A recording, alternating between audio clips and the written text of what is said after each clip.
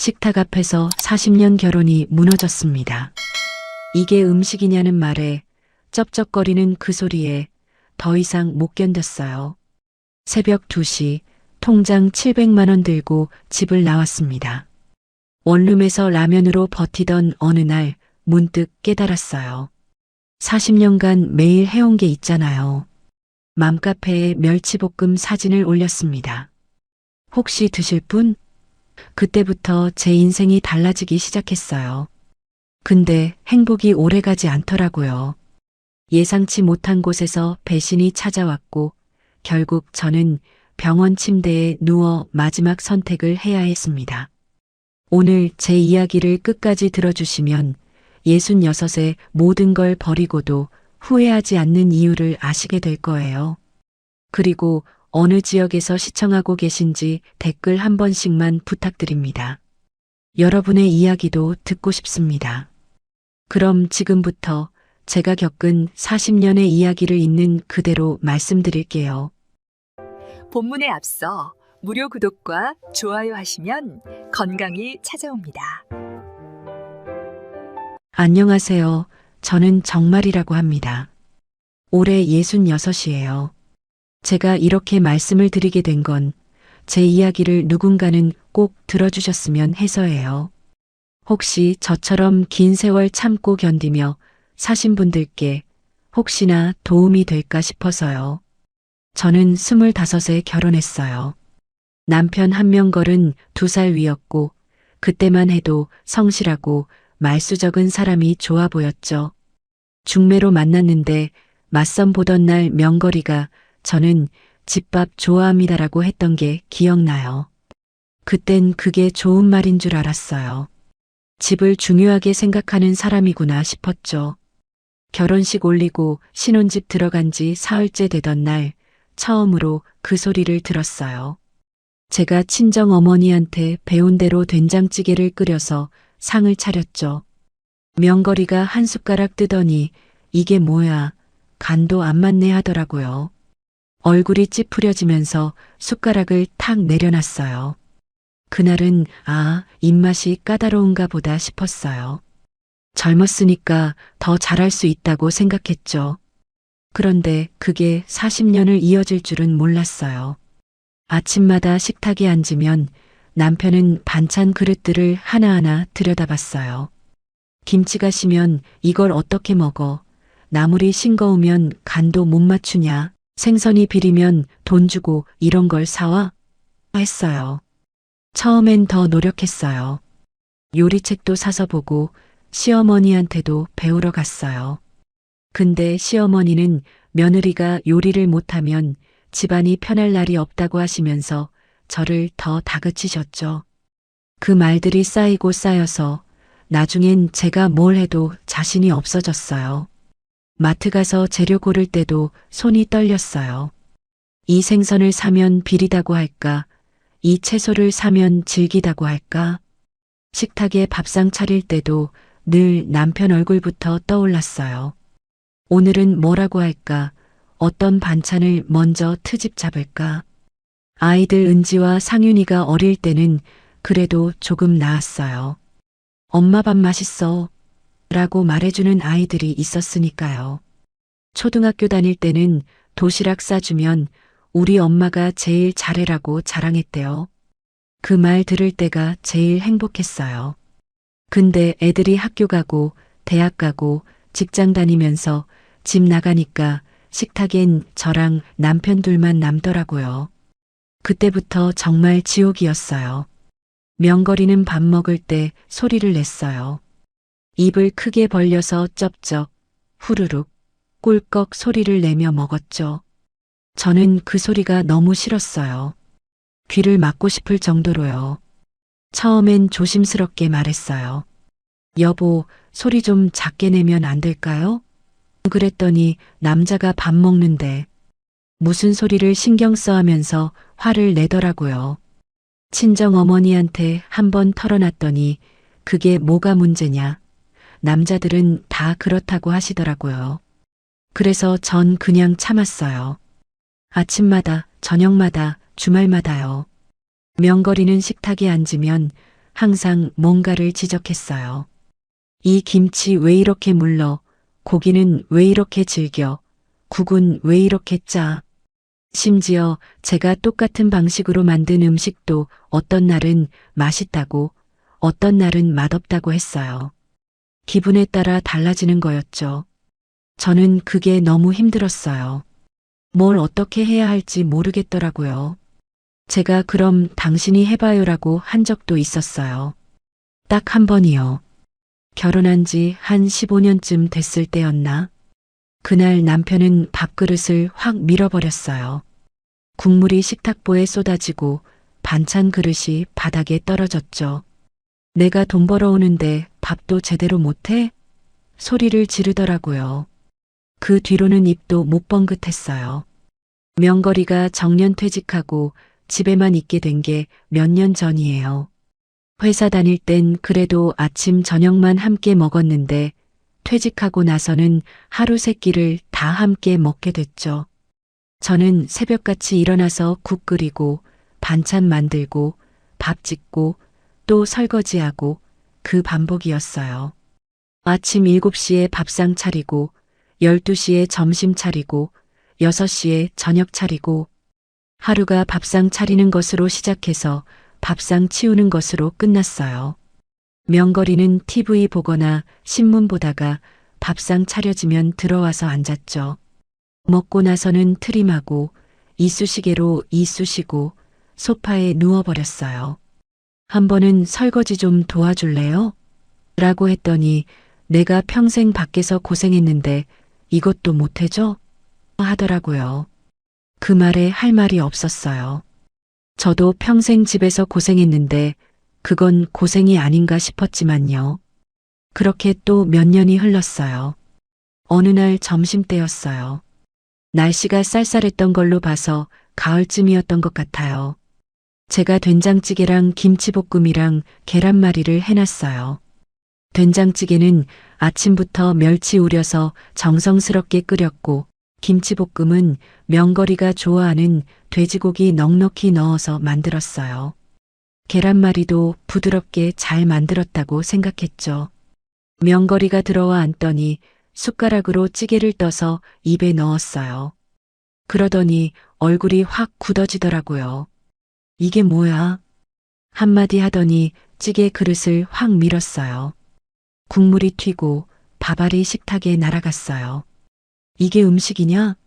소금 한 줌 더 넣는 게 그렇게 어려워? 40년을 같이 살았는데 아직도 내 입맛을 모르냐고. 목소리가 컸어요. 얼굴도 붉어졌고요. 저는 가만히 서서 그 모습을 봤어요. 식탁 위에 튄 밥알들, 쏟아진 국물, 그리고 소리 지르는 남편의 입으려. 갑자기 손이 떨렸어요. 숟가락 쥔 손이 덜덜 떨리더라고요. 그리고 눈물이 뚝 떨어졌어요. 저도 놀랐어요. 왜 우는지 몰랐거든요. 그냥 눈물이 나왔어요. 멈출 수가 없었어요. 명거리는 제 눈물을 보더니 뭐야, 또 시작이야? 나이 먹고 갱년기야 뭐야? 하면서 혀를 차고 방으로 들어가 버렸어요. 저는 그 자리에 그대로 서 있었어요. 식탁을 바라보면서요. 그때 깨달았어요. 아, 이게 끝이구나. 더 이상은 못 버티겠구나. 40년이요. 40년을 이 사람 밥 해주고 빨래하고 청소하고 눈치 보고 살았어요. 제 인생이 뭐였을까요? 저는 뭘 하며 살았을까요? 25에 결혼해서 66까지 제 젊음을 다 여기에 쏟아부었어요. 남편 입만 맞춰주려고, 애들 뒷바라지 하려고, 시어머니 눈치 보느라 세월을 다 보냈어요. 그런데 돌아오는 건 뭐였냐고요? 이게 음식이냐는 말이었어요. 저는 천천히 식탁을 치웠어요. 바닥에 떨어진 밥알도 줍고 쏟아진 국물도 닦았어요. 그릇을 씻으면서도 눈물이 계속 흘렀어요. 싱크대 앞에 서서 한참을 울었던 것 같아요. 명거리는 방 안에서 TV 소리만 크게 틀어놨더라고요. 드라마 소리가 들렸어요. 웃음소리도 들렸고요. 저는 혼자 부엌에서 울고 있는데 말이에요. 설거지를 다 하고 나서 거실 소파에 앉았어요. 창밖을 봤죠. 아파트 단지 안놀이터에서 아이들이 뛰어노는 게 보였어요. 엄마들이 모여서 이야기하는 것도 보였고요. 저도 저렇게 웃으면서 살고 싶다는 생각이 들었어요. 그날 밤 저는 잠을 못 잤어요. 옆에서 코 고는 남편을 보면서 생각했어요. 이 사람과 계속 살 수 있을까? 아니, 살아야 할까? 애들한테는 뭐라고 말하지? 은지는 시집가서 애들 키우느라 바쁘고 상윤이는 회사 일로 정신없는데 갑자기 엄마가 이혼한다고 하면 뭐라고 할까? 주변에서는 뭐라고 할까? 동네 사람들이 수군댈 게 뻔했어요. 정말의 씨, 그 나이에 이혼한데 애들도 다 컸는데 왜 그러대? 참고 살지. 뭐가 그리 힘들다고. 돈도 걱정이었어요. 통장에 있는 돈이 얼마나 될까? 제 명의로 된 건 생활비 통장밖에 없었어요. 그것도 매달 명거리가 주는 돈을 모아둔 거였죠. 한 몇백만 원? 그걸로 어디 가서 어떻게 살지? 혼자 살 집을 구할 수 있을까? 일자리를 구할 수 있을까? 66에 누가 저를 뽑아주겠어요? 머릿속이 복잡했어요. 근데 한 가지는 확실했어요. 더 이상 이 식탁 앞에 앉아서 저 씹는 소리를 들으면서 이게 음식이냐는 말을 들으면서는 살 수 없다는 거요. 차라리 혼자 라면 먹고 살아도 원룸에서 외롭게 살아도 이것보단 나을 것 같았어요. 다음 날 아침 저는 평소처럼 일어나서 밥을 지었어요. 국도 끓이고 반찬도 꺼내놨죠. 명거리가 들어와 앉았어요. 저는 그 뒷모습을 보면서 결심했어요. 나가야겠다고. 언제, 어떻게, 어디로 갈지는 몰랐지만 나가야 한다는 것만큼은 확실했어요. 평생 참고 견디며 살았던 제 인생에서 처음으로 제가 선택하는 길을 가보고 싶었어요. 그게 어떤 결과를 만들든 후회를 하든 안 하든 일단 나가보고 싶었어요. 그렇게 저는 마음을 먹었어요. 66의 정마리가 40년 결혼 생활을 끝내기로요. 그런데 정말 나갈 수 있을까요? 결심을 하고 나서도 며칠을 더 그 집에서 살았어요. 아침 차리고 점심 차리고 저녁 차리고 명거리는 여전히 식탁에서 투덜댔고 저는 여전히 고개를 숙이고 있었죠. 근데 그 며칠 동안 저는 몰래 준비를 했어요. 통장을 확인하고 도장을 찾고 갈아입을 옷 몇 벌을 골랐어요. 크지 않은 가방 하나에 들어갈 만큼만요. 통장은 제 명의로 된 게 2개 있었어요. 하나는 생활비 통장이었고 하나는 몇 년 전에 친정 어머니가 돌아가시면서 남겨주신 돈이 들어있는 통장이었죠. 생활비 통장엔 270만 원, 어머니 통장엔 450만 원이 있었어요. 합쳐서 720만 원. 그게 제가 가진 전부였어요.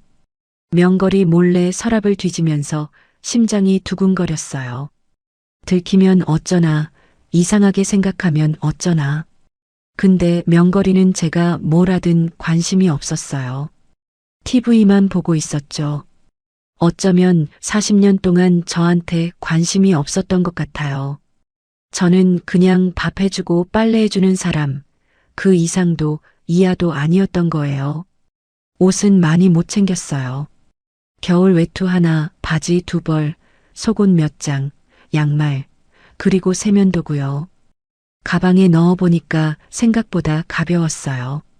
40년을 산 집인데 제 것이라고 할 만한 게 이것밖에 없더라고요. 옷장에 걸린 옷들도 다 오래된 거였고 화장품도 거의 없었어요. 명거리는 화장을 왜 해? 늙은이가라고 했거든요. 그래서 저는 그냥 로션 하나만 바르고 살았어요. 준비를 하면서도 계속 망설였어요. 정말 나가야 하나? 그냥 참고 살면 안 되나? 애들한테는 뭐라고 말하지? 근데 식탁에 앉을 때마다 명거리에 그 소리가 들렸어요. 쩝쩝 후루룩. 그 소리만 들으면 온몸에 소름이 돋았어요. 더 이상은 못 견디겠더라고요. 나갈 날을 정했어요. 어느 날 밤이었어요. 명확한 날짜는 기억 안 나지만 가을이 깊어가는 때였던 것 같아요. 그날 저녁 명거리가 평소보다 일찍 잠들었어요. 저녁 9시쯤 방에 들어가더니 금세 코를 골기 시작했죠. 저는 거실 소파에 앉아서 시계를 봤어요. 10시, 11시, 12시. 시간이 너무 천천히 갔어요. 새벽 1시가 넘어서 방 안으로 살짝 들어가 봤어요. 명거리는 여전히 코를 골고 있었어요. 이불을 발로 걷어차고 입을 벌리고 큰 소리로 잠을 자고 있었죠. 저는 그 모습을 한참 봤어요. 40년을 함께 산 사람. 두 아이의 아버지. 근데 이제 남이 될 사람. 가슴이 아프진 않았어요. 대신 담담했어요. 아, 이제 정말 끝이구나. 이 사람과의 인생이 오늘 밤으로 끝나는구나. 그런 생각이 들었죠.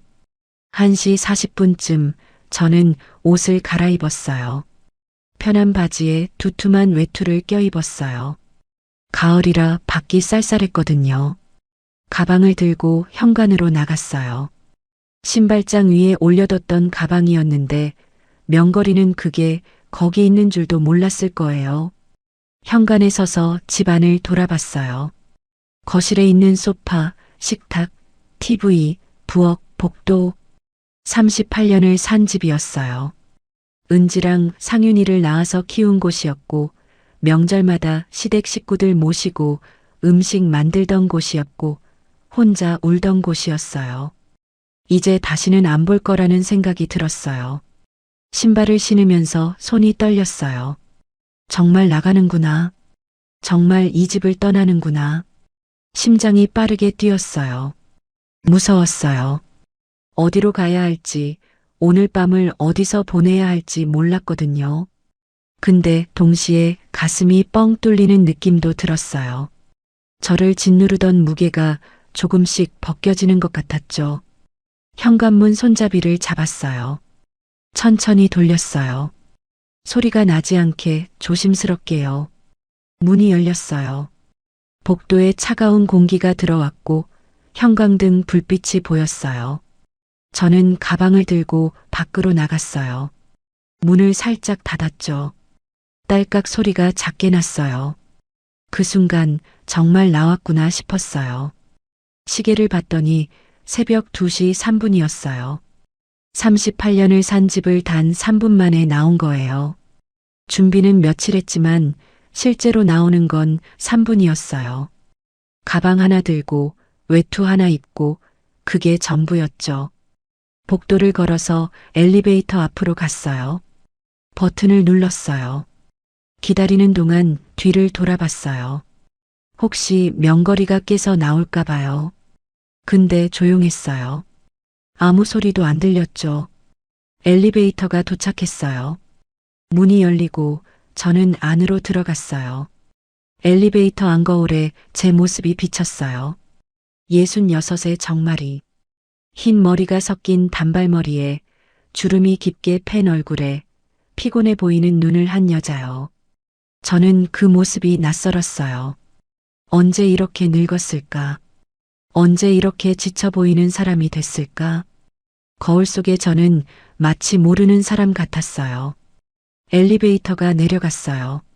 15층에서 1층까지. 숫자가 하나씩 줄어들 때마다 가슴이 두근거렸어요.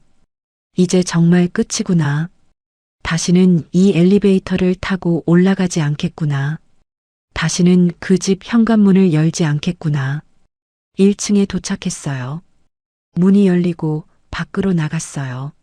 아파트 로비는 텅 비어 있었어요. 경비 아저씨도 없었죠. CCTV만 빨간 불을 깜빡이고 있었어요. 저는 가방을 꼭 쥐고 밖으로 걸어 나갔어요. 밖은 정말 추웠어요. 바람이 차갑게 불었고 하늘엔 별이 총총 떠 있었어요. 아파트 단지 안은 조용했어요. 가로등만 켜져 있고 사람은 한 명도 없었죠. 저는 천천히 걸었어요. 단지 입구 쪽으로요. 걸으면서 뒤를 돌아봤어요. 15층 우리 집 창문이 보였어요. 불은 꺼져 있었고 암막 커튼이 쳐져 있었죠. 저 안에 명거리가 자고 있겠구나. 내일 아침 일어나면 제가 없다는 걸 알겠구나. 뭐라고 할까? 화를 낼까? 아니면 그냥 아무렇지 않을까? 어쩌면 속으로 좋아할지도 몰라요. 이제 밥 해달라고 안 해도 되니까요. 단지 입구를 나와서 골목으로 들어갔어요. 가로등 불빛 아래를 걸으면서 생각했어요. 이제 어디로 가지? 오늘 밤은 어디서 자지? 친구지? 아니에요. 새벽에 갈 수 없죠. 찜질방? 그게 나을 것 같았어요. 일단 오늘 밤은 찜질방에서 자고 내일 생각하자. 그렇게 마음먹었어요. 걸으면서 문득 이런 생각이 들었어요. 다시는 저 소리를 안 들어도 되는구나. 쩝쩝, 후루룩, 꿀꺽 소리. 이게 음식이냐는 말. 밥도 제대로 못해라는 소리. 이제 안 들어도 되는 거예요. 그 생각을 하니까 갑자기 눈물이 났어요. 슬퍼서가 아니었어요. 후련해서였어요. 해방된 느낌이었죠. 40년 동안 저를 짓눌렀던 무게가 사라진 것 같았어요. 물론 앞으로 어떻게 될지 몰라요. 힘들 수도 있고 후회할 수도 있고 돌아가고 싶을 수도 있어요. 근데 일단 나왔어요. 일단 벗어났어요. 버스 정류장을 지나갔어요. 택시를 타야 할 것 같았어요. 새벽 2시엔 버스가 없으니까요. 큰 길로 나가서 손을 들었더니 택시가 멈춰 섰어요. 뒷좌석에 타면서 기사님한테 말했어요. 찜질방으로 가주세요. 기사님이 어디 찜질방이요? 라고 물었어요. 저는 잠깐 생각하다가 역 앞에 있는 대로요라고 했죠. 이름은 잘 몰랐지만 거기가 제일 클 것 같았거든요. 택시가 출발했어요. 창밖으로 아파트 단지가 멀어졌어요. 제가 38년 동안 살았던 곳이요. 이제 다시는 안 볼 거예요. 저는 고개를 돌려서 앞을 봤어요. 어두운 도로 위로 가로등 불빛이 지나갔어요. 가방을 무릎 위에 올려놓고 꼭 안았어요. 이게 제 전부예요. 720만 원, 옷 몇 벌, 세면도구. 66살 정마리의 전 재산이요. 웃기죠? 40년을 살았는데 이것밖에 없어요. 근데 괜찮았어요. 이걸로 뭔가 시작할 수 있을 것 같았거든요. 택시 안에서 혼자 중얼거렸어요. 다시는 저 소리를 들으며 살지 않을 거예요. 제 목소리가 떨렸어요. 다시는 눈치 보며 살지 않을 거예요. 눈물이 또 났어요. 이제는 내가 하고 싶은 대로 살 거예요.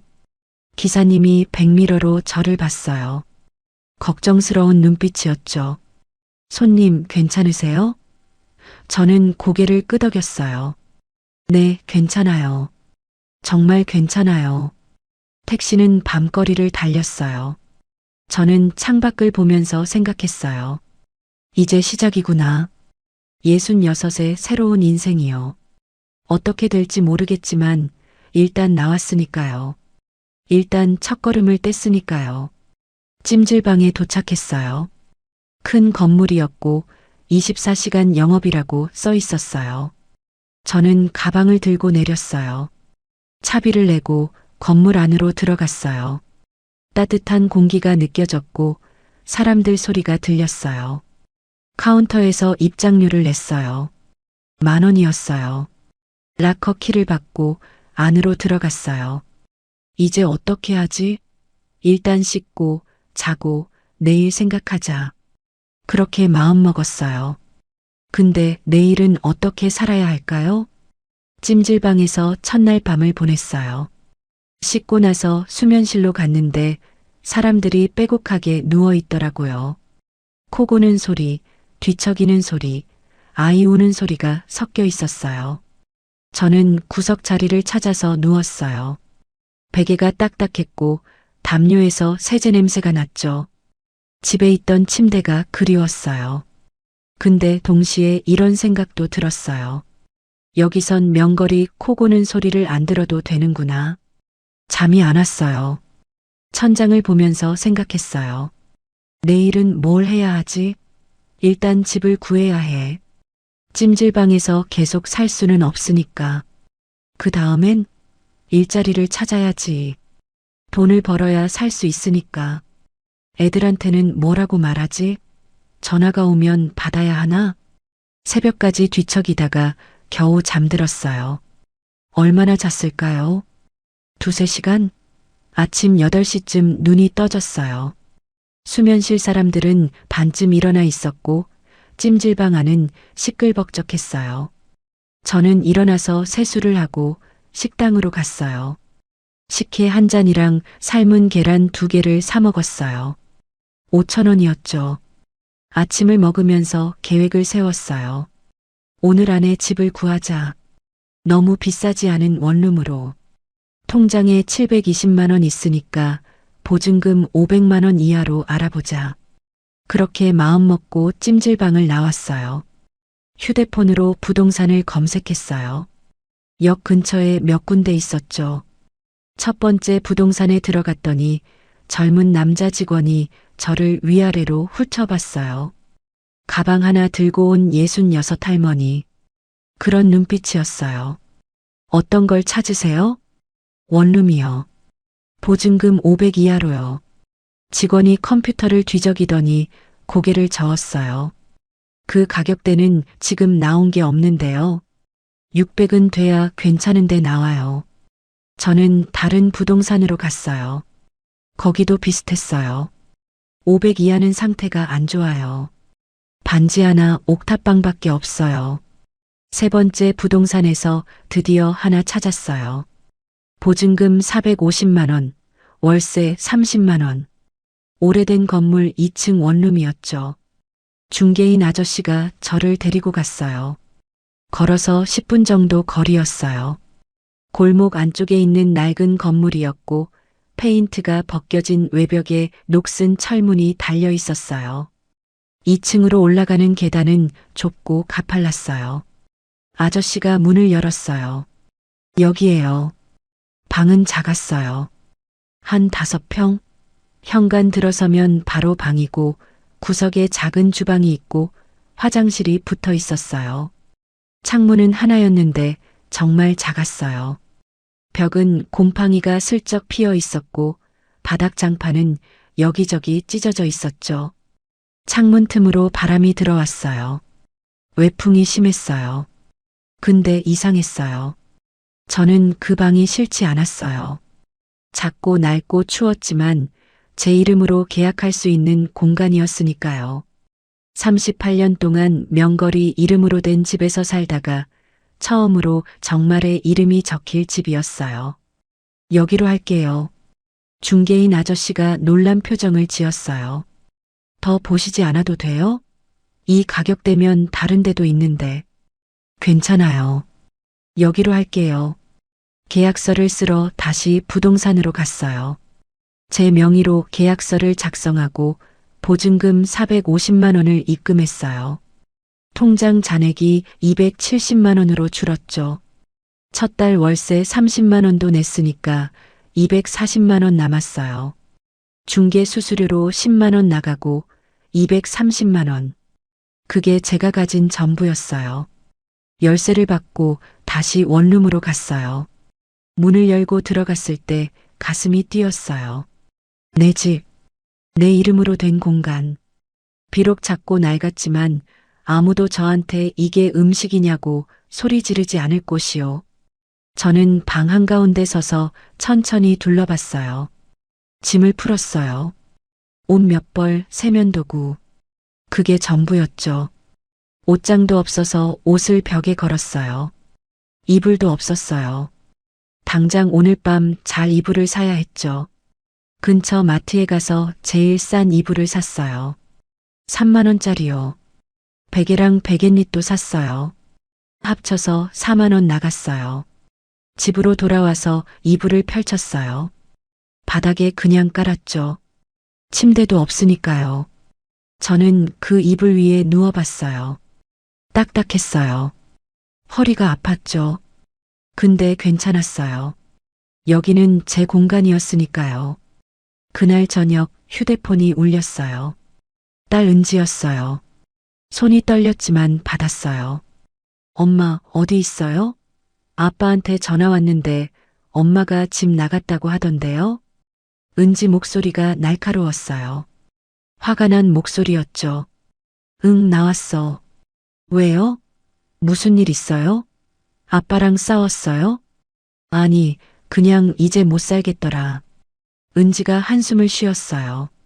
엄마, 그 나이에 무슨 짓이에요? 체면이 있지. 동네에서 뭐라고 하겠어요. 당장 집에 들어가세요. 저는 아무 말도 안 했어요. 은지가 계속 말했어요. 엄마, 우리 생각도 좀 해요.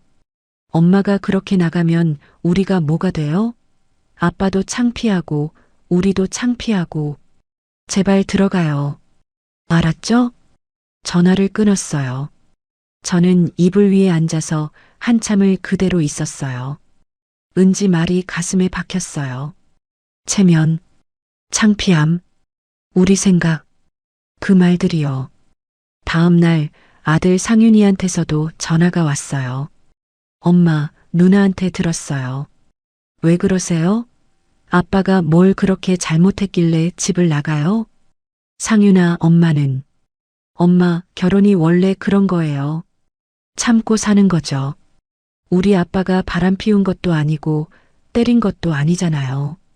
그냥 성격이 좀 까칠한 거지. 그 나이에 이혼하면 누가 좋게 봐요? 상윤이도 은지랑 똑같았어요. 돌아오라고 했죠. 저는 또 아무 말 못하고 전화를 끊었어요. 다음 날부터 일자리를 알아봤어요. 통장에 남은 돈이 200만 원도 안 됐거든요. 월세 내고 밥 먹고 나면 금방 바닥날 거예요. 일을 해야 했어요. 식당에 가봤어요. 설거지 할 사람 구해요. 써붙인 곳이 있었죠. 들어가서 물어봤더니 사장님이 저를 보더니 고개를 저었어요. 어머니, 여기 일 힘들어요. 젊은 사람도 힘들어하는데. 편의점도 가봤어요. 알바 구한다고 써 있었죠. 나이가 어떻게 되세요? 점장이 물었어요. 66이요. 점장이 난처한 표정을 지었어요. 죄송한데 저희는 좀 더 젊은 분을 찾고 있어요. 청소 일도 알아봤어요. 아파트 청소, 사무실 청소. 근데 다들 비슷했어요. 너무 나이가 많다는 거예요. 체력이 안 될 거라는 거예요. 일주일 동안 10군데 넘게 다녔어요. 다 거절당했어요. 66 정마리를 뽑아주는 곳은 없었어요. 그때 깨달았어요. 아, 내가 사회에서 쓸모없는 사람이구나. 40년 동안 집에서만 살았던 사람은 밖에서 아무 쓸모가 없구나. 돈은 계속 나갔어요. 밥 먹어야 하니까 편의점에서 도시락 사 먹었어요. 하루 10,000원씩만 써도 한 달이면 30만 원이에요. 월세까지 하면 60만 원. 통장에 남은 돈으론 석 달도 못 버텨요. 점점 불안해졌어요. 이러다 정말 굶어 죽는 거 아닐까? 돈 다 떨어지면 어떻게 하지? 다시 집으로 돌아가야 하나? 명거리한테 무릎 꿇고 용서를 빌어야 하나? 근데 돌아가기 싫었어요. 차라리 여기서 굶어 죽어도 그 식탁 앞에는 다시 앉고 싶지 않았어요. 라면으로 끼니를 때우기 시작했어요. 편의점 도시락 대신 라면. 한 끼에 1,000원이면 됐으니까요. 아침은 굶고 점심 라면, 저녁 라면. 가끔 밥이 먹고 싶으면 편의점에서 주먹밥 하나 샀어요. 방에 혼자 앉아서 라면을 먹으면서 울었어요. 이게 내 인생인가? 66에 원룸에서 혼자 라면 먹으면서 우는 게 내 인생인가? 그래도 명거리 씹는 소리보단 낫다고 스스로를 다독였어요. 며칠이 그렇게 갔어요. 일주일, 2주일. 일자리는 안 구해졌고 돈은 계속 줄었어요. 통장 잔액이 150만 원 밑으로 떨어졌어요. 은지랑 상윤이한테서 전화가 계속 왔지만 안 받았어요. 받으면 또 돌아오라고 할 게 뻔했으니까요. 어느 날 밤 너무 배가 고파서 잠을 못 잤어요. 라면도 아껴 먹느라 저녁을 굶었거든요. 배에서 꼬르륵 소리가 났어요. 저는 천장을 보면서 생각했어요. 이러다 정말 죽는 거 아닐까? 근데 포기하고 싶지 않았어요. 여기까지 왔는데 돌아가긴 싫었어요. 뭔가 방법이 있을 거야. 뭔가 할 수 있는 게 있을 거야. 그렇게 스스로를 다독이면서 밤을 보냈어요. 다음 날 아침 배가 너무 고파서 편의점에 갔어요. 삼각김밥 하나를 집어들었는데 옆에 누가 서 있었어요. 젊은 엄마였어요. 아기를 업고 있었죠. 아기가 울고 있었고 엄마 얼굴도 지쳐 보였어요. 그 모습을 보면서 문득 생각났어요. 내가 할 수 있는 게 뭐지? 40년 동안 뭘 했지? 밥을 해왔잖아. 집밥을 만들어 왔잖아. 그때였어요. 희망이 보인 건요. 혹시 이걸로 뭔가 할 수 있지 않을까요? 편의점에서 그 엄마를 보고 나서 집으로 돌아왔어요. 문을 닫고 방 안을 둘러봤어요. 작은 주방, 낡은 가스레인지, 냄비 하나, 프라이팬 하나. 이게 전부였지만 갑자기 뭔가 할 수 있을 것 같았어요. 40년 동안 매일 밥을 해왔잖아요. 명거리가 뭐라고 하든 맛없다고 하든 저는 매일 음식을 만들었어요. 그게 제가 할 수 있는 거였어요. 휴대폰을 꺼내서 동네 맘카페를 검색했어요. 우리 동네에도 있더라고요. 회원이 몇천 명 되는 큰 카페였어요. 가입 신청을 하고 승인을 기다렸죠. 1시간쯤 지나서 승인이 났어요. 카페 안을 둘러봤어요. 애들 장난감 나눔, 유모차 중고거래, 맛집 추천, 이런 글들이 올라와 있었어요. 그 중에 집밥 그리워요라는 글이 눈에 띄었어요. 직장 다니는 엄마가 쓴 글이었는데 애 키우면서 일하니까 매일 배달 음식만 먹게 돼요. 엄마가 해준 집밥이 그리워요라고 했어요. 댓글들을 봤어요. 저도요, 반찬 만들 시간이 없어요. 김치도 사 먹어요. 담글 여유가 없어서 집밥 먹고 싶은데 혼자 해먹기 귀찮아요. 그런 댓글들이 수십 개 달려 있었어요. 저는 생각했어요. 내가 해줄 수 있지 않을까? 마트에 갔어요. 통장에 남은 돈이 140만 원쯤 됐었나? 그 중에 3만 원어치만 장을 봤어요. 멸치, 마늘, 고추, 간장, 참기름, 설탕, 오이도 몇 개 샀어요. 집으로 돌아와서 주방에 섰어요. 멸치볶음부터 만들었어요. 멸치 머리 떼고 내장 빼고 팬에 볶았어요. 간장, 설탕, 물엿으로 양념하고 마지막에 통깨 뿌렸죠. 오이 무침도 만들었어요. 오이 얇게 썰어서 소금 뿌리고 물기 빼고 양념 묻혔어요. 고춧가루, 다진 마늘, 식초, 설탕으로요. 작은 그릇에 담아서 사진을 찍었어요. 손이 떨렸어요. 이걸 정말 올려도 될까? 아무도 안 사면 어떡하지? 창피하면 어떡하지? 근데 안 하면 굶어 죽을 것 같았어요. 용기를 내서 맘카페에 글을 올렸어요. 안녕하세요. 66 정마리입니다. 집밥 그리우신 분들 많으신 것 같아서 제가 반찬 좀 만들어 봤어요. 멸치볶음이랑 오이무침인데 혹시 드실 분 계실까요? 한 통에 5,000원입니다. 사진도 3장 올렸어요. 떨리는 손으로 등록 버튼을 눌렀죠. 1시간 동안 아무 반응이 없었어요. 조회수만 10명, 20명 올라갔어요. 저는 휴대폰만 들여다보면서 불안해했어요. 역시 안 되는구나. 누가 할머니한테 반찬을 사 먹겠어. 그렇게 생각하고 있는데 댓글이 달렸어요. 저 살게요. 멸치볶음 하나 주세요. 심장이 쿵 떨어지는 것 같았어요. 첫 주문이었어요. 바로 댓글을 달았어요. 감사합니다. 내일 오전에 갖다 드릴게요. 주소 쪽지로 보내주세요. 그러자 댓글이 또 달렸어요. 저도요. 저도 둘 다 살게요. 오이 무침 2개 가능할까요? 1시간 만에 15개 주문이 들어왔어요. 저는 휴대폰을 보면서 울었어요. 누군가 제가 만든 음식을 사주는 거예요. 돈을 주고 사는 거예요. 그날 밤 잠도 안 자고 반찬을 만들었어요. 멸치볶음 10개, 오이 무침 5개. 작은 주방에서 밤새 불을 켜고 만들었어요. 새벽 4시쯤 다 만들었나. 일회용 용기에 담아서 비닐봉지에 넣었어요. 아침 9시부터 배달을 시작했어요. 주소를 보고 한 집씩 찾아갔어요. 다 같은 동네였지만 걸어 다니니까 시간이 오래 걸렸어요.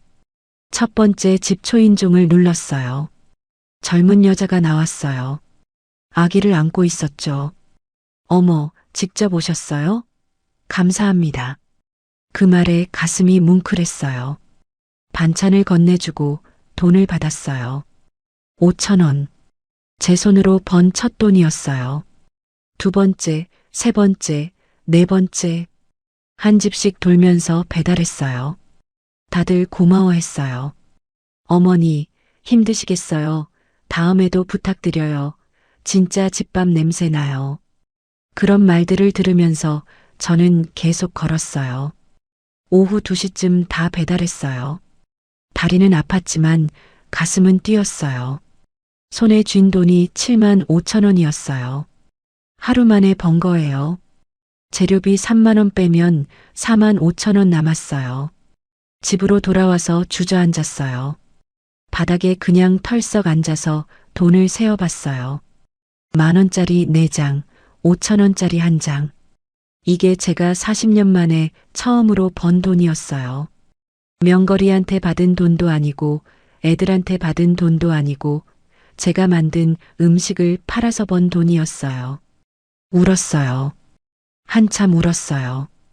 기쁘고 뿌듯하고 슬프고 복잡한 감정이 몰려왔어요. 다음 날 후기가 올라오기 시작했어요. 정말의 어머니 멸치볶음 진짜 맛있어요. 애가 밥 한 공기 뚝딱 먹었어요. 오이 무침 시원하고 아삭아삭해요. 이게 진짜 집밥 맛이에요. 어제 받은 반찬 오늘 아침에 먹었는데 남편이 또 해달래요. 후기를 보면서 또 눈물이 났어요. 명거리는 40년 동안 한 번도 맛있다고 안 했는데 낯선 사람들이 맛있다고 해주는 거예요. 주문이 더 들어왔어요. 그 다음 날은 25개, 그 다음 날은 30개. 저는 매일 밤 반찬을 만들고 아침마다 배달했어요. 시금치나물도 만들고 멸치볶음도 만들고 감자조림도 만들고 콩자반도 만들었어요. 한 달이 지났어요. 통장 잔액이 300만 원이 넘었어요. 재료비 빼고 순수하게 번 돈만 150만 원쯤 됐나? 월세 내고도 남았어요. 저는 처음으로 편의점이 아닌 식당에 가서 밥을 먹었어요. 7,000원짜리 된장찌개 정식이었는데 그렇게 맛있을 수가 없었어요. 주문이 계속 늘었어요. 단골도 생겼어요. 어머니, 이번 주도 부탁드려요 하는 분들이 생긴 거예요. 저는 더 열심히 만들었어요. 정성스럽게, 깨끗하게, 맛있게요. 어느 날 한 손님이 말했어요. 어머니, 가게 하나 차리시면 안 될까요? 배달만 하시기엔 아까워요. 저희가 직접 사러 갈게요. 그 말에 생각했어요. 가게, 나를, 66에? 근데 안 될 것도 없었어요. 지금 이렇게 하고 있는데요. 작은 상가를 알아봤어요. 역 근처에 4평짜리 작은 가게가 하나 나왔어요. 보증금 1,000만 원, 월세 50만 원. 비쌌지만 위치가 좋았어요. 사람들이 많이 다니는 곳이었죠. 저는 은행에 가서 대출을 알아봤어요. 신용대출로 1,000만 원을 받을 수 있었어요. 떨리는 손으로 신청서를 썼어요. 이틀 뒤에 승인이 났어요. 가게를 계약했어요. 작은 공간이었지만 저한텐 큰 무대였어요. 간판도 달았어요. 마린의 집밥 반찬. 맘카페에 공지를 올렸어요. 가게 오픈합니다. 놀러 오세요. 오픈날 손님이 줄을 섰어요. 맘카페에서 보던 분들이 오셨어요. 어머니, 축하드려요. 드디어 가게 생겼네요. 하면서 반찬을 사갔어요. 그날 하루 매출이 30만 원이었어요. 매일 새벽에 일어나서 가게로 갔어요. 반찬 만들고, 손님 맞이하고, 설거지하고, 청소하고. 힘들었지만 행복했어요. 누가 제 음식에 대고 이게 음식이냐고 안 했거든요. 대신 맛있어요. 또 올게요. 최고예요. 라고 했어요. 단골 손님들이 늘었어요. 맘카페 엄마들뿐만 아니라 동네 어르신들도 오셨어요. 혼자 살면서 반찬 만들기 힘든데 여기 있으니 좋네 하시면서요. 저는 그분들 얘기도 들어드리고 가끔 서비스로 국 한 그릇 더 드리고 했어요. 석 달쯤 지났을까? 가게가 동네에서 유명해졌어요. 지역 신문에도 났어요. 66에 창업한 반찬가게 사장님. 기사 사진 속에서 웃고 있는 제 모습이 낯설었어요. 언제 이렇게 웃었을까? 통장 잔액도 늘었어요. 대출 갚고 월세 내고 생활비 쓰고도 매달 100만 원씩 모았어요. 원룸도 좀 더 나은 곳으로 옮겼어요. 보증금 800에 월세 40만 원짜리. 창문도 크고 따뜻했어요.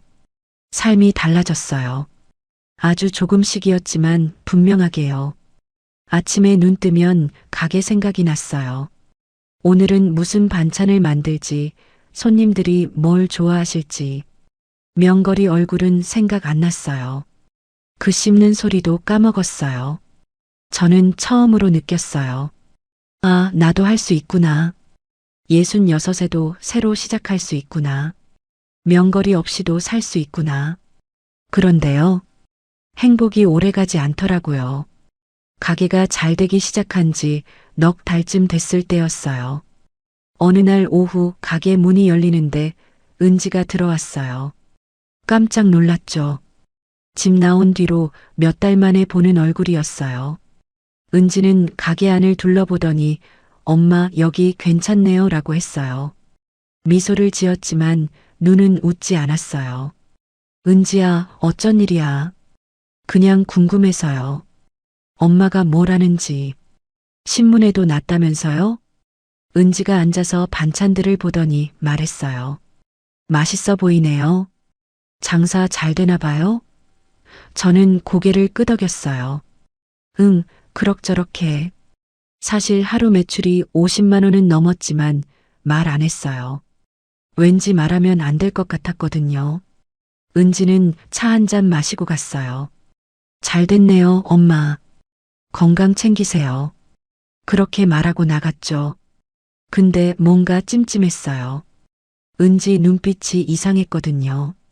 일주일 뒤, 이번엔 상윤이가 왔어요. 양손에 커피를 들고 왔죠. 엄마, 커피 사왔어요. 같이 마셔요. 상윤이도 가게를 둘러보더니 생각보다 장사 잘 되네요 라고 했어요. 손님 많이 오시죠? 매출 어떻게 돼요? 그 질문에 경계심이 들었어요. 그냥 먹고 살 만큼 돼. 엄마, 솔직히 말해요. 요즘 반찬 가게 장사 잘 되잖아요. 여기 위치도 좋고. 한 달에 얼마 버세요? 왜 그걸 물어? 상윤이가 웃었어요. 아니, 궁금해서요. 엄마가 잘 되면 저도 기분 좋잖아요. 그날도 상윤이는 커피만 마시고 갔어요. 근데 나가면서 가게 구석구석을 사진 찍더라고요. 나중에 참고하려고요라고 했지만 믿어지지 않았어요. 그로부터 며칠 뒤 은지한테서 전화가 왔어요. 엄마, 이번 주말에 시간 돼요? 상윤이랑 같이 엄마 만나고 싶어요. 가게 문 닫고 우리 얘기 좀 해요. 일요일 가게를 일찍 닫고 둘을 만났어요. 가게 안 작은 테이블에 셋이 앉았어요. 은지가 서류를 꺼냈어요. 그 순간, 아, 이거구나 싶었어요. 엄마, 우리가 생각해 봤어요. 엄마 혼자 이 가게 하시기 힘드시잖아요. 나이도 있으시고. 우리가 도와드릴게요. 도와준다니? 상윤이가 끼어들었어요. 엄마, 이 가게 브랜드화하는 거예요. 마린의 집밥을 체인점으로 만드는 거죠. 동네마다 하나씩 열면 대박이에요. 요즘 집밥 반찬 수요가 얼마나 많은데요. 은지가 서류를 펼쳤어요. 여기 봐요. 사업 계획서 만들어 봤어요. 1년 안에 지점 5개 오픈하는 거예요. 초기 투자금은 대출 받고요. 대출? 네. 엄마 명의로 5천만 원 정도 받으면 돼요. 가게 담보로 잡고, 그럼 지점 오픈하고 직원 뽑고 마케팅하고 할 수 있어요. 저는 고개를 저었어요. 아니야, 난 대출 더 받을 생각 없어. 지금도 1,000만 원 갖고 있는데. 상윤이가 답답하다는 표정을 지었어요. 엄마, 사업은 투자해야 커지는 거예요.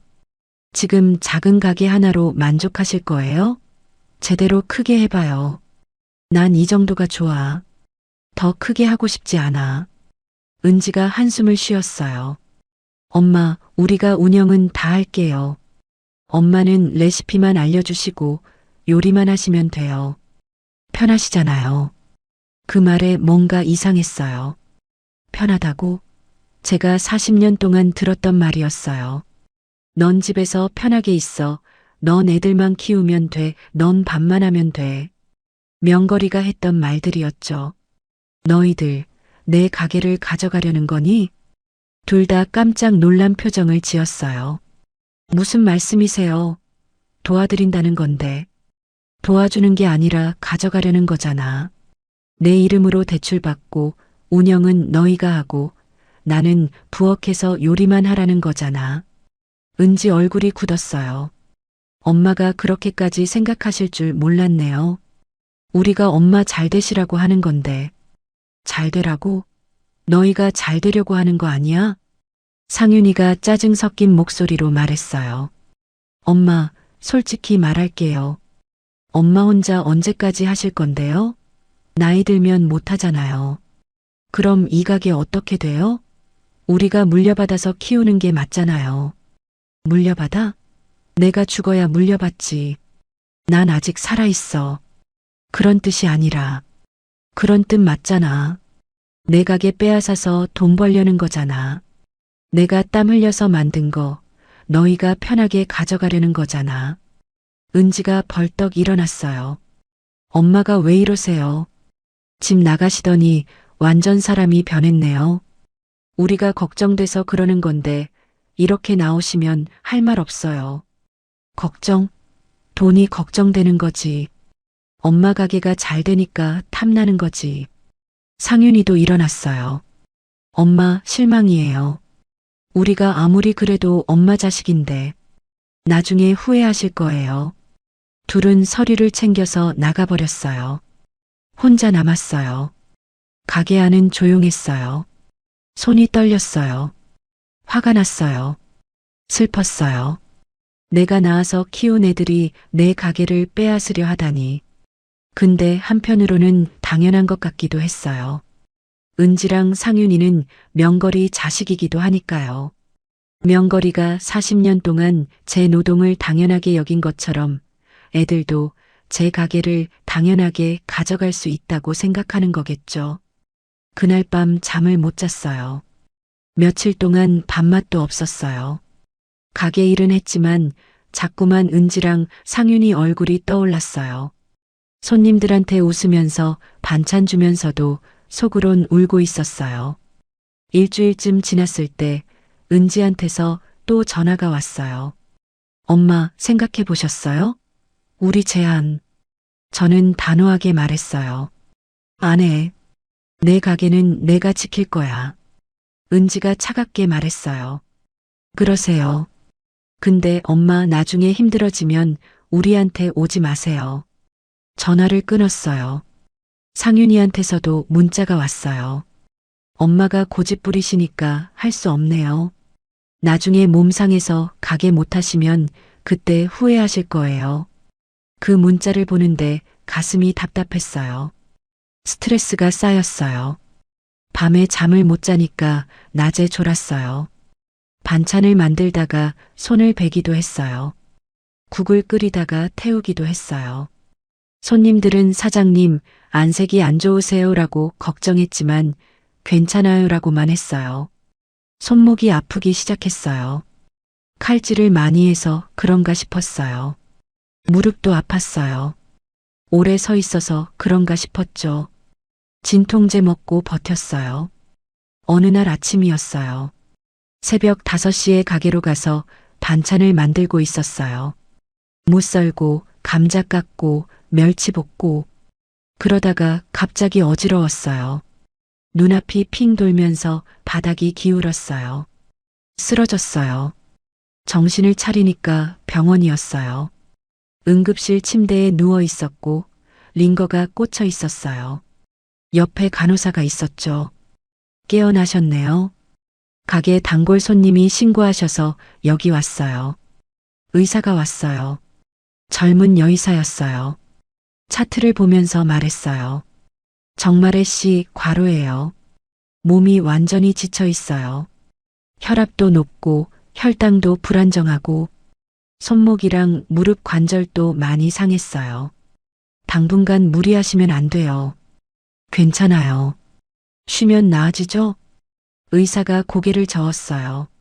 아니요. 관절이 많이 손상됐어요.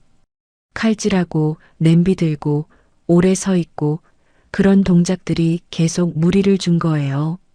특히 손목 인대가 거의 끊어질 지경이에요. 심장이 철렁했어요. 그럼 어떻게 해야 해요? 당분간 요리는 절대 금지예요. 최소 석 달은 쉬셔야 해요. 손목 보호대 차시고 물리치료 받으시고 약 드시고 안 그러면 손목을 못 쓰게 될 수도 있어요. 석 달이요? 그럼 가게는요? 가게보다 건강이 우선이죠. 66 나이에 매일 새벽부터 밤까지 일하시면 몸이 버틸 수가 없어요. 퇴원하고 집으로 왔어요. 손목엔 보호대가 감겨 있었고 무릎도 아팠어요. 침대에 누워서 천장을 봤어요. 석 달 동안 요리를 못한다. 그럼 가게는 어떡하지? 문 닫아야 하나? 이제 막 자리 잡았는데? 단골 손님들은 어떡하지? 은지랑 상윤이 얼굴이 떠올랐어요. 얘들한테 전화하면 뭐라고 할까? 그것 봐요, 엄마. 우리 말 들으실걸?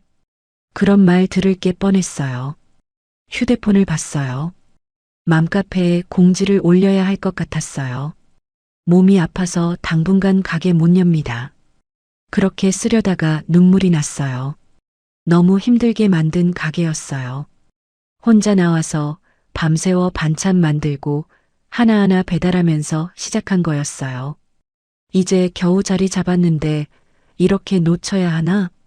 손목을 봤어요. 보호대로 감겨 있는 손목이요. 40년 동안 칼질하고 설거지하고 밥하던 손이에요. 이 손으로 명거리 밥 해주고 애들 밥 해주고 이제 손님들 반찬 만들어줬는데 이 손이 이제 못 쓰게 되는 건가? 가게는 이제 어떻게 해야 할까요? 일주일 동안 집에만 있었어요. 손목 보호대를 차고 진통제를 먹고 침대에 누워 지냈어요. 가게는 문을 닫았죠. 맘카페에 건강 문제로 당분간 휴업합니다라고 공지를 올렸어요. 댓글이 100개 넘게 달렸어요. 사장님, 빨리 나으세요. 걱정돼요. 천천히 쉬세요. 단골 손님들의 따뜻한 말들이었어요. 은지한테서 전화가 왔어요. 엄마, 쓰러지셨다면서요? 그것 봐요. 우리 말 안 들으시더니. 역시나 그런 말이었죠. 상윤이도 문자를 보냈어요. 이제라도 우리한테 맡기세요. 엄마는 쉬시고. 전화도 문자도 받지 않았어요. 누워서 천장만 봤어요. 가게는 어떡하지? 다시 오픈할 수 있을까? 손목이 나아도 예전처럼 할 수 있을까? 66 몸으로 새벽부터 밤까지 일하는 게 가능할까? 생각이 꼬리에 꼬리를 물었어요. 결국 은지랑 상윤이한테 가게를 넘겨야 하나? 그럼 또 누군가 시키는 대로 살아야 하나? 명거리 밥 해주던 것처럼 애들 시키는 대로 요리만 하는 사람이 되는 거겠죠. 그런 삶은 싫었어요. 차라리 가게 문 닫고 말지. 열흘째 되던 날 가게에 다녀왔어요. 문을 열고 들어갔더니 먼지가 쌓여 있었어요. 냉장고는 텅 비어 있었고 주방은 조용했어요. 일주일 전까지만 해도 이곳에서 밤새 반찬을 만들었는데 이제는 아무 소리도 안 나는 거예요. 가게 안을 둘러보면서 생각했어요. 여기서 누가 저를 도와줬지? 맘카페 엄마들이 떠올랐어요. 주문해주신 분들, 후기 남겨주신 분들, 응원해주신 분들. 그 중에서도 특히 기억나는 사람들이 있었어요. 수진 씨였어요. 35쯤 됐을까 혼자 7살 딸을 키우는 엄마였어요. 이혼하고 혼자 아이 키우면서 편의점 알바를 하는데 제 가게에 자주 오셨죠. 사장님, 집밥 먹으면 힘이 나요라고 하시면서요. 한 번은 돈이 모자라서 반찬을 못 사가시려고 했어요. 제가 그냥 드렸죠. 다음에 주세요. 그 뒤로 수진 씨는 가끔 가게 청소를 도와주러 오셨어요. 돈도 안 받고요. 영숙 씨도 있었어요. 62이셨나? 남편 잃고 혼자 사시는 분이었어요. 가게가 바쁠 때 오셔서 내가 좀 도와줄까? 라고 하시면서 설거지를 해주셨어요. 손이 아프다고 하셨는데도 묵묵히 일을 도와주셨죠. 마레 씨, 우리 같은 사람들끼리 도와야지 하시면서요. 미란 씨도 있었어요. 40쯤 됐을까 남편한테 맞고 도망쳐 나온 분이었어요. 아들 하나 데리고 쉼터에서 지내다가 이 동네로 오셨대요. 제 가게에서 도시락을 자주 사가셨는데 한 번은 사장님, 저 여기서 일할 수 없을까요? 라고 물으셨어요. 저는 형편이 안 돼서 직원을 못 뽑는다고 했죠. 그래도 미란 씨는 가끔 오셔서 재료 다듬는 일을 도와주셨어요. 그 사람들이 저를 도와준 거예요. 가족도 아니고 피도 안 섞였는데요. 은지도 상윤이도 안 도와줬는데 낯선 사람들이 도와준 거예요. 문득 깨달았어요. 진짜 가족은 피가 아니구나. 내 편이 돼주는 사람이 가족이구나.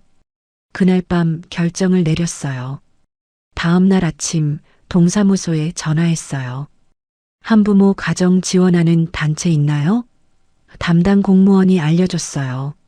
한무모라고 있어요. 한부모 가정 모임이요. 매달 모여서 서로 돕고 취업 정보도 나누고 그래요. 한무모 대표님한테 연락했어요. 60 초반 여성분이셨어요.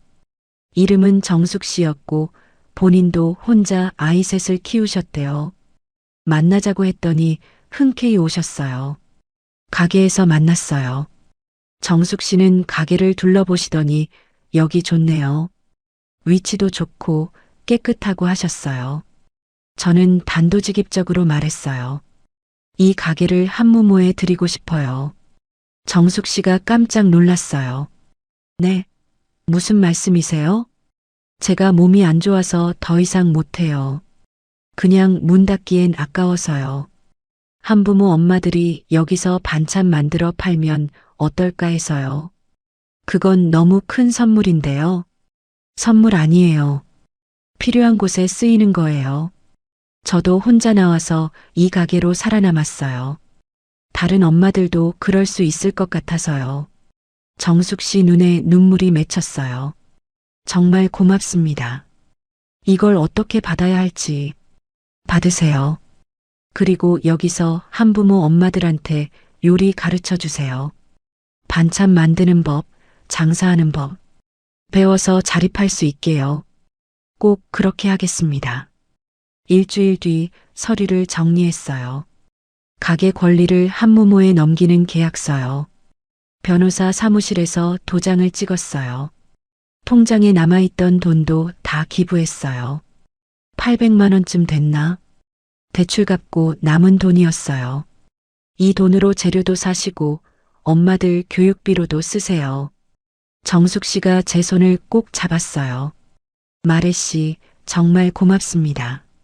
이 은혜 평생 잊지 않을게요. 은혜 아니에요. 제가 받은 걸 돌려드리는 거예요. 한부모 집밥교실이 오픈했어요. 가게 간판이 바뀌었죠.